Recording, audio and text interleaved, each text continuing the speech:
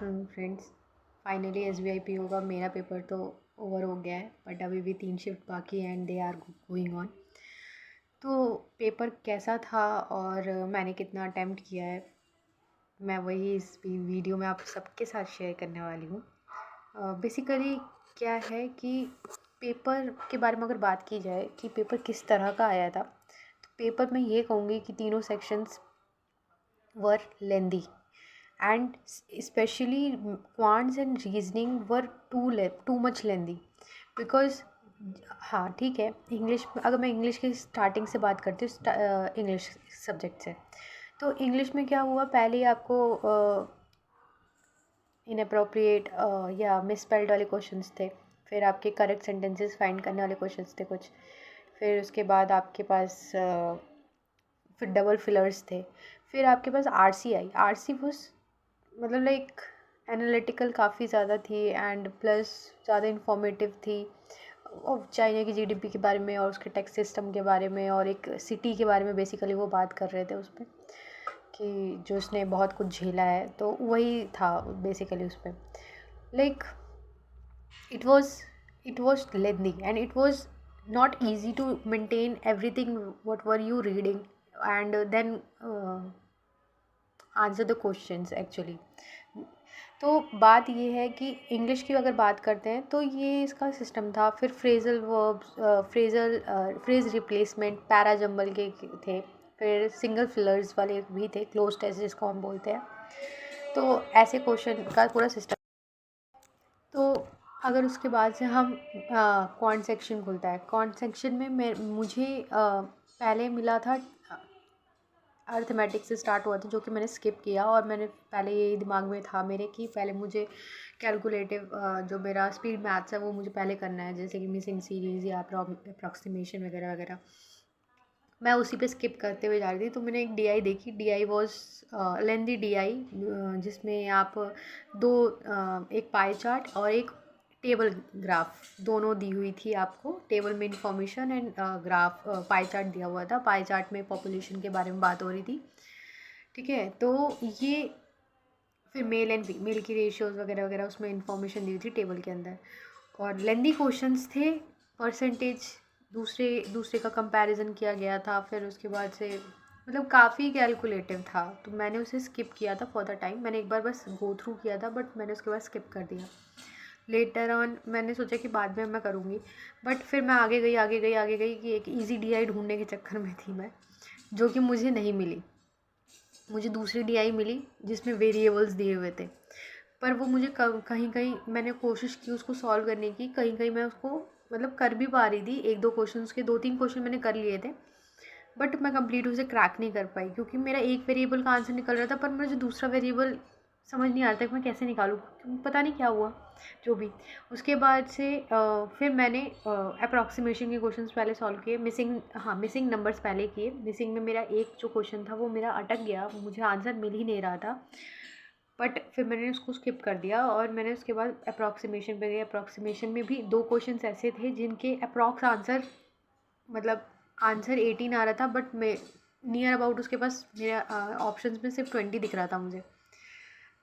मैंने 20 ही टिक किया। मैंने 2-3 बार क्वेश्चन किया पर 18 आंसर आ रहा था जो कि उसमें कहीं मैच नहीं कर रहा था, तो मैं 20 लगा के आई। एक क्वेश्चन और था जिसमें थोड़ा सा मुझे डिफ़िकल्टी फील हुई, कि उसका आंसर वो रूट करके कुछ था और एक्स की वैल्यू मतलब क्वेश्चन में पूछी हुई थी, एंड मेरा आंसर नहीं आ रहा था। तो I think I drop that question और I don't remember now, but मैं बोलूँ, फिर मैंने अर्थमेटिक के क्वेश्चंस देखने स्टार्ट किए क्योंकि मुझे लग रहा था मैं अर्थमेटिक कर लूँगी मोर देन अगर मैं डीआई छोड़ भी देती हूँ। अगर 2-3 क्वेश्चन कर लिए हैं ठीक है, एक और डीआई में से कुछ करने की कोशिश कर रही थी, तो उसमें से भी मैं शायद एक कर पाई थी, और फिर उसके बाद मैंने सारे छोड़ दी क्योंकि बहुत लेंदी क्वेश्चंस थे। मैं आई अर्थमेटिक करने के लिए, तो अर्थमेटिक करने के लिए मेरे पास सिर्फ शायद 2 से 3 मिनट रह गए थे, जिसमें मैंने एक मिक्सचर का क्वेश्चन अटैम्प्ट किया, एक एवरेज वाला क्वेश्चन अटैम्प्ट किया, पर उसका ना उसमें एक और कुछ वेरिएबल पूछा गया था जो मैं नहीं कर पाई। फिर मैंने उसको स्किप किया, फिर एक और क्वेश्चन किया। तो मैंने अर्थमेटिक में 2 से 3 क्वेश्चन किए, और उसमें से 2 क्वेश्चन शायद मेरे आंसर निकल गए थे और एक का मुझे आंसर नहीं निकल रहा था, मैं स्टक हो गई थी उसी में। लेकिन फिर मैंने ये देखा कि और भी क्वेश्चन मैंने करने की कोशिश की, तो मैंने देखा कि मेरे पास टाइम बहुत कम है और कुछ सेकंड्स रह गए थे बस मेरे पास। तो अल्टीमेटली मैं आंसर ढूंढ रही थी जिस पे फंसी हुई थी उसका, लेकिन वो नहीं निकल रहा था। तो गया जैसे भी गया। फिर मेरा आया रीजनिंग का पार्ट। ऑलरेडी मैथ्स की वजह से डर हो गया था अंदर, लेकिन फिर भी मैं उतना हिम्मत नहीं हारी, क्योंकि प्रीवियस एग्ज़ाम्स का वो एक्सपीरियंस लेके चली मैं अपने साथ। फिर मैंने रीजनिंग अटेम्प्ट की। मेरे को रीजनिंग में पहले क्वेश्चंस मिल गए थे इनइक्वालिटी के, तो वो मैंने इजीली कर दिए थे कुछ ही सेकंड्स के अंदर। ठीक है। उसके बाद मैं आई, मैंने देखा कि एक पज़ल थी, फिर मैंने उसको स्किप किया। फिर मैं एक और पज़ल पे पहुंची। वो पज़ल छोटी सी थी, आई थिंक वो सिलेक्शन बेस्ड कुछ पज़ल थी, बट मैंने उसे स्किप कर दिया कि मैंने सोचा वो बस 3 से 4 लाइन की क्वेश्चन था, पर मैंने गलती की कि मुझे उसे एक बार रीड कर लेना चाहिए था अगर वो इतना छोटा था तो। मैंने उसे छोड़ा, ब्लड रिलेशन में पहुंची। ब्लड रिलेशन में मेरा ब्लड रिलेशन बन ही नहीं रहा था। मैंने बहुत ट्राई किया, मतलब मेरा 1 डेढ़ मिनट लग गया, फिर भी मेरे से वो बना नहीं। मैंने उसे स्किप किया। देन क्योंकि मेरे पास कोई और चांस नहीं था, मैंने उसके 1-2 क्वेश्चन अटैम्प्ट कर भी दिए थे। एक कर दिया था, फिर बाकी मैंने छोड़ दिए। लेटर ऑन मैंने ये देखा कि फिर सिलॉग्स आए। सिलॉग के मैंने 3-4 जो भी क्वेश्चंस थे वो मैंने अटेम्प्ट किए। उसके बाद फिर सिलॉग्स के बाद मेरे पास एक और वो पज़ल आई। मैंने तुरंत उस पज़ल को रीड किया, क्योंकि मुझे लगा मैं कर लूँगी उसे। तो मैंने उसे एक गो थ्रू दिया और मैं कर पा रही थी। लाइन था, लाइन पे 8 लोग बैठे हुए हैं और कुछ लोग नॉर्थ, कुछ लोग साउथ देख रहे हैं, और पर नॉर्थ वाले ज़्यादा हैं साउथ वाले से। तो मेरा बन गया था ईज़िली, मतलब टाइम नहीं लगा, मैंने उसको कर लिया। फिर मैं दूसरे पज़ल पे आई जिसमें था वीक पर कुछ काम करना था, मंडे टू संडे। बट ना मैं उसमें फंस गई थी, एक वेरिएबल के साथ भी था वो, क्योंकि तो उसमें ये था कि किसी सिटी को बिलोंग करते हैं या जाते हैं, ऐसे कुछ था उसमें। वो मेरा लास्ट क्वेश्चन जो मैं अटेम्प्ट कर रही थी, जिसमें मेरे को लगा मैं फंस गई हूँ। हाँ, मैंने एक और क्वेश्चन अटेम्प्ट किया उससे पहले, जो था ऑर्डर एंड रैंकिंग वाला, उसमें मेरा बन गया था। मैं एक क्वेश्चन में फंस गई थी जहाँ पे, क्योंकि डी के बारे में कोई इन्फॉर्मेशन नहीं दी थी एक वेरिएबल के बारे में, तो वो कंफ्यूजिंग होता। लेकिन जब आप क्वेश्चन आगे सॉल्व कर रहे थे ना, तब आपको पता चल रहा था कि भाई तुमने गलत बनाया है। तो मैंने पहले तो गलत बनाया था, लेकिन फिर मैंने बाद में उन दोनों का प्लेस चेंज करके करेक्ट कर दिया था और फिर क्वेश्चन अपने कर लिए थे।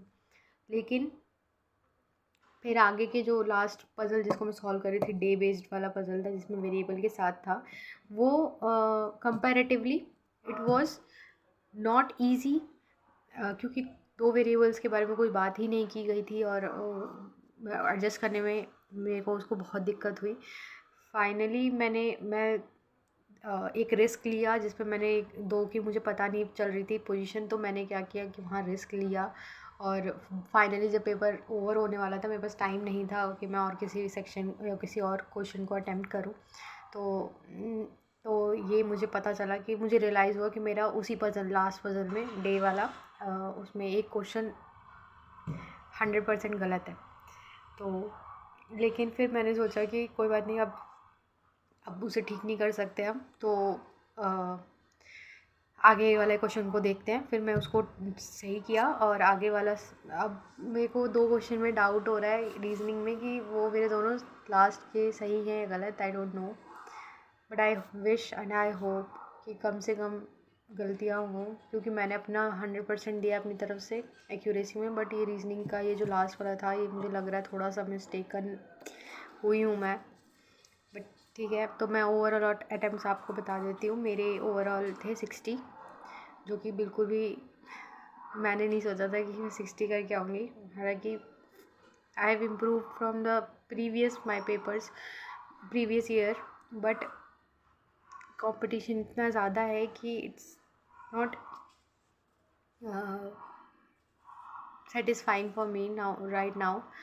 और मेरा IBPS PO भी 0.75 से रह गया है, और मैंने अपनी पूरी ताकत लगाई थी सभी पेपरों में, बट ठीक है, बाकी सब गॉड्स ग्रेस है। I cross my fingers for the best result. बाकी सब अपनी तरफ से कर दिया है, बाकी अब देखते हैं क्या होता है। और आई विश एवरीवन कि जिसने भी मेहनत की है उनकी मेहनत सफल हो। एंड हम ये जो चैनल मैंने स्टार्ट किया है इसको मैं आगे कंटिन्यू ज़रूर करूँगी, for not for my self but for those who need some resources, who need some guidance, who need some motivation, उनके लिए। और मेरी मोटिवेशन आप लोग हैं। आप लोग इस चैनल को अगर लाइक सब्सक्राइब एंड शेयर करेंगे तो मेरे लिए ये मोटिवेशन का काम करेगी और आगे मैं अपडेट्स देती रहूँगी। वैसे मैं एक बात बता देती हूँ, हम कट ऑफ प्रिडिक्ट नहीं कर सकते and neither believe on the prediction of the cut off bye anyone. ठीक है, तो आप बिल्कुल भी बिलीव मत करो। अगर आपको लगता है आपके मन आवाज़ कर रहा है कहीं भी अगर थोड़ा बहुत भी कि हाँ तुम्हें करना चाहिए प्रिपरेशन आगे का, देखो जिसने 30-40 किया अब उसका तो मैं कुछ नहीं कह सकती, ठीक है, वो तो गॉड्स ग्रेस है। बट जनरल में हो और अगर आपने 50 के क्रॉस किए हैं तो मुझे लगता है आपको मेंस के लिए प्रिपेयर करना चाहिए, इर्रिस्पेक्टिव कि क्या कट ऑफ आने वाली है। बिकॉज अगर कट ऑफ एक बार आ जाएगी तो आपको पता है कि दिसंबर में मेंस का पेपर होना है इनका, तो आपके पास टाइम नहीं रहेगा। ये नवंबर एंड में आपको रिजल्ट देंगे, आपके पास दिसंबर में इतना टाइम नहीं रहेगा। और SBI PO है तो जी जान लगा दो अपनी, जितनी कर सकते हो, क्योंकि मैं तो करूँगी।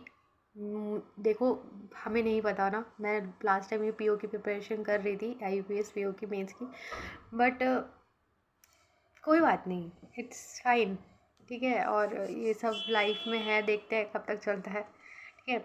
बाकी आप सबको ऑल द बेस्ट एंड मैं मेंस ये बैंकिंग फाइनेंशियल रिलेटेड आपको वीडियोस पे अपडेट करती रहूँगी। अगर आप प्लीज़ उसको लाइक करें, शेयर करें, सब्सक्राइब करें and thank you so much for watching this. Thank you, all the best.